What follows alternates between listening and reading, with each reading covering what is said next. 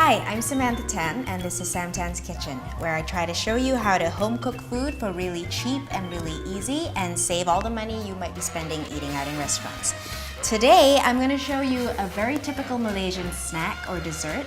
It's a Malaysian mashed banana fritter.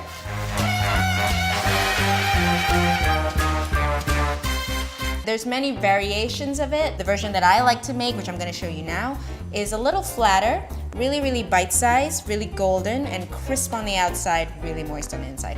It's a terrific way to use up your overripe bananas if you're sick of banana bread, which is what everybody does with overripe bananas. Okay, so now I'm gonna go to the stove and I'm gonna get the oil heated for deep frying. Now you can use any vegetable oil.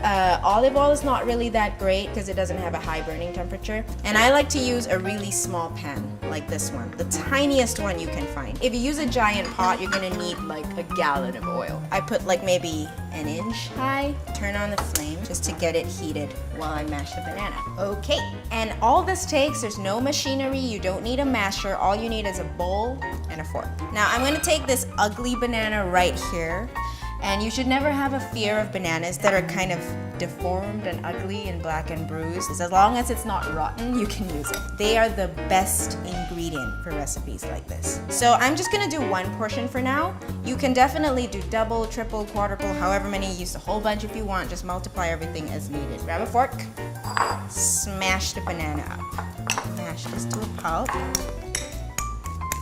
Now the reason for the name Kuih Kodok, which translates to toad cake, is because, it's not because it's made of toad, it's because when you fry it, it comes out kind of knobbly and brown looking, and so I guess some people think that it looks like a toad, hence the name. Right, so mashed up the banana. I'm gonna add in a tablespoon of flour. You don't really have to measure this part. If you want to, you can use a measuring spoon. I'm just gonna use a dinner spoon. And then I'm gonna add in a teaspoon of rice flour. Rice flour is a secret ingredient when you're deep frying things. It makes everything really crispy. About a teaspoon of sugar. The banana is already sweet, so you don't need that much. A little bit of salt. And then you're gonna add baking powder. Now this has to be measured. Put too much in, it tastes of metal and it makes everything horrible. So I'm gonna use a 1/4 teaspoon. And when you measure in teaspoons, don't do that because that kind of doubles the quantity. You wanna even it out so it's completely flat. And then you just mash that together.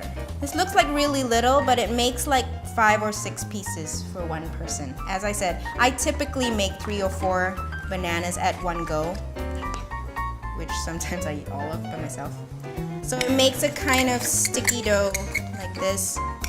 So it's kind of a ploppy dough. Alright, okay. Now we're gonna fry it. And I'm gonna show you several ways of deep frying, what tools you can use. You can use a slotted spoon, you can use a fork. If you're Asian, like me, you can use these giant chopsticks, which are awesome. And if you want smaller chopsticks, just use one of these takeaway bamboo ones. So I'm gonna go to the stove. The oil should be heated up. I'm gonna take 2 teaspoons, which is how I'm gonna plop the dough in. So first, I'm gonna show you by snapping these bamboo chopsticks. Now the way to tell if the oil is hot enough, if you stick a wooden chopstick in, it starts to sizzle and bubble like that. That's kind of when you know the temperature's right. The oil should be at medium-ish to high heat. 2 teaspoons. 1 teaspoon is to scoop, and the other teaspoon is to scoop it off. You can do several at a go. Just scoop it off. Now, if you don't have chopsticks or you can't use chopsticks, use a fork for a little pot like this. It might stick to the bottom if your oil's too shallow. Flip it around a little. If you're frying a bigger batch, feel free to use a slotted spoon, as I said. And I'm gonna stick to my chopstick. Let me show you these big ones.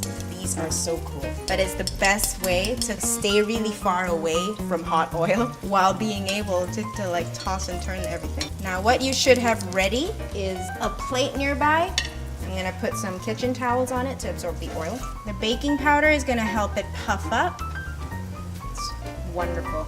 You can see the nice color they're turning. I like them a little darker than this. So I'm gonna wait a while. All right, so I think that's ready. You lift it out, give it a little tap. Up. If you wanna use a fork or a slotted spoon, go right in. As always, be careful, don't stick your face too close to it. You never know, accidents might happen. Alrighty, turn the heat off. This is one portion. So, there you have it. It's Malaysian mashed banana fritters, Sam Tan style. It's cheap, it's simple, and it's delicious.